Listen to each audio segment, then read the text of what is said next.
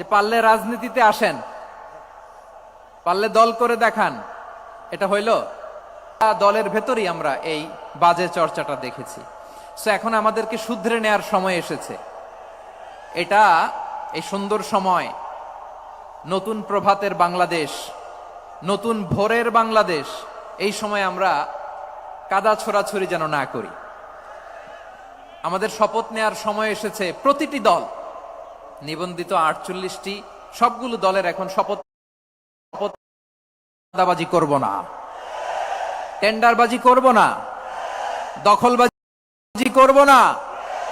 আমরা সব সময় দেশের পক্ষে থাকব, সব সময় দেশের পক্ষে থাকব। সেই কথাগুলো ছিল ভেরি জেনারেল। যে কথাগুলো আমরা জেনারেলি বলি, এগুলো জেনারেলি আপনারা নিবেন। আমার রাজনীতিবিদ বন্ধুদের কাছে এটাই আমার কামনা।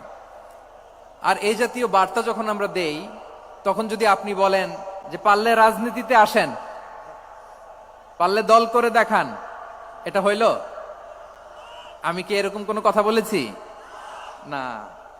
আমি একজন মুফাসসিরে কোরআন, আমি একজন আলেম। এর বাইরেও আমার সবচেয়ে বড় পরিচয়, I am a citizen of Bangladesh. আমি বাংলাদেশের একজন সাধারণ নাগরিক। আমার দেশের যে কোনো সমস্যা, যে কোনো ইনকনসিস্টেন্সি, অসঙ্গতি নিয়ে মত প্রকাশের স্বাধীনতা আমার আছে না নাই? আপনারাই তো বাক স্বাধীনতার কথা বলেন, ফ্রিডম অফ স্পিচের কথা বলেন, বাক স্বাধীনতার কথা বলেন। আপনারাই যদি আবার কোন মন্তব্যের কারণে বলেন যে রাজনীতির মাঠে আসেন, দল করেন, দেখি কতটুকু পারেন, এটা ঠিক হবে না। তাই প্রিয় ভাইয়ের, আসুন আমরা দল মত নির্বিশেষে কাঁধে কাঁধ মিলিয়ে সোনার বাংলাদেশ গড়ি, দুর্নীতিমুক্ত বাংলাদেশ গড়ি। যে বাংলাদেশের জন্য রক্ত দিয়েছে আবু সাইদ, যে নতুন ভোরের বাংলাদেশের জন্য রক্ত দিয়েছে মুগ্ধরা, যে নতুন বাংলাদেশের জন্য রক্ত ঝরিয়েছে 24-এর যে গণ অভ্যুত্থানের প্রত্যেকটি শহীদের, আওয়াজ করে বলেন ঠিক কিনা?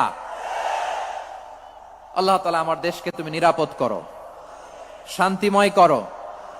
আমরা যেন স্বাধীন সার্বভৌম বাংলাদেশে মাথা উঁচু করে বিশ্ব দরবারে দাঁড়াতে পারি। আল্লাহ তুমি তৌফিক দান করো। আওয়াজ করে সবাই পড়ে আমিন।